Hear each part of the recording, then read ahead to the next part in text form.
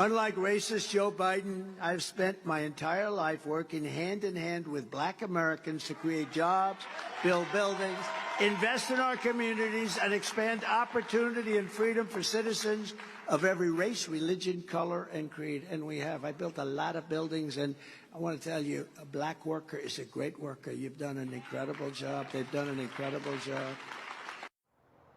It was 1963 in New York City, and Maxine Brown, a nurse, was looking for a place to live.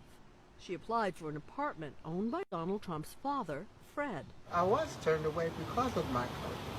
While at the time Donald was only 17, he was already involved in the company. Stanley Leibowitz was the rental agent who took Maxine's application. Fred Trump came into my office with his son Donald at his side. I asked him what I should do with the application of Miss Brown. He told me at that time to take the application and put it in the desk drawer, as he does not rent to people of color, utilizing the N-word, and Donald shook his head, agreeing with his father. By 1967, state investigators reportedly found out that out of some 3,700 apartments in Trump Village, only 7 were occupied by African-American families. By 1973, Donald Trump was the president of Trump Management. Annette Gandy Fort, a teacher, applied to a different Trump building. I was black.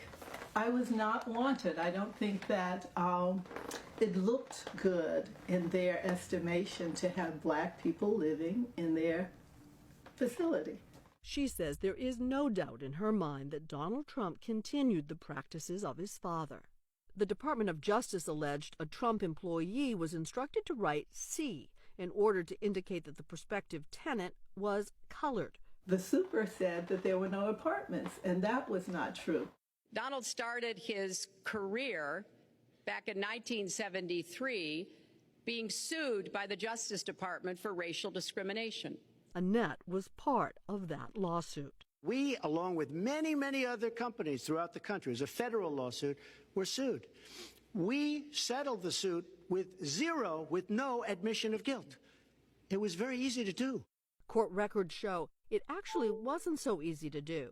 3 years after the settlement, the Department of Justice went back to court saying Trump was not complying with the settlement agreement. 4 years later, the Trump Organization was again taken to court in a class action lawsuit alleging a pattern of racial discrimination, some 20 years after Maxine Brown was turned away. The Trump Organization and several other landlords settled the class action in 1984. Sheila Morse was one of the white testers who was sent into a Trump building a day after a black applicant was told no apartments were available. When I got there, the superintendent greeted me with open arms. Oh, yes, come, I'll show you the apartment. Morse was offered a 2-bedroom apartment. Annette Fort says she would never have spoken up if Donald Trump had not tried to brush off his company's bad behavior. I think it's important that history not be erased. Cynthia McFadden, NBC News, New York.